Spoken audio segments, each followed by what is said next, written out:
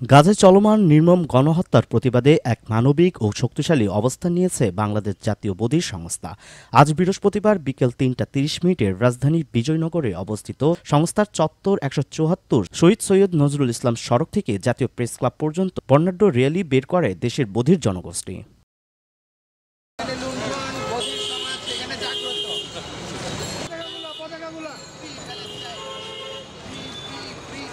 মানবতার পক্ষে নিপীড়নের বিরুদ্ধে এই প্রতিপাদ্যকে সামনে রেখে আয়োজিত র্যালিটি ছিল শান্তিপূর্ণ, কিন্তু বার্তায় ছিল তীব্র প্রতিবাদের ঝাঁজ।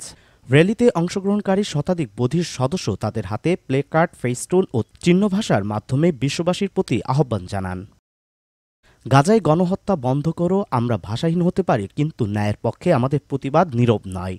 বধির সমাজের পক্ষ থেকে এটি ছিল এক অনন্য প্রতিবাদ, যেখানে শব্দের ব্যবহার না থাকলেও বার্তার গভীরতা স্পষ্ট ছিল প্রত্যেকের চোখে, মুখে ও আন্দোলনে।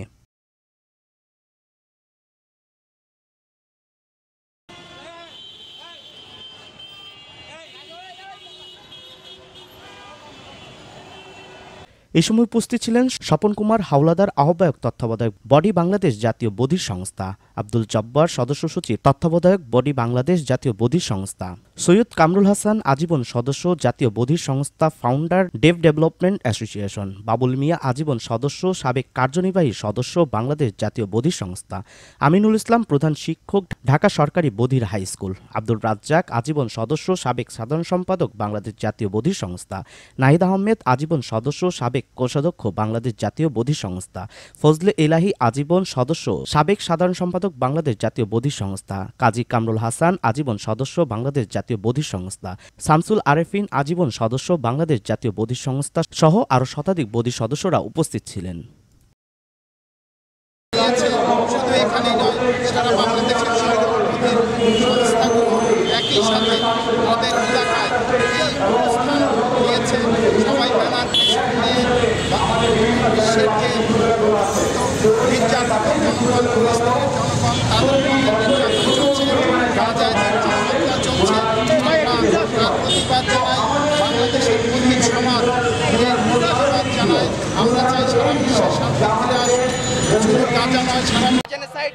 আমরা চাই যে সারা পৃথিবীতে মানবতা যেখানে লুণ্ঠন হয়, যেখানে গণহত্যা হয়, তার প্রতিবাদ সারা বাংলাদেশে একযোগে আজকে আমরা বধিররা করছি।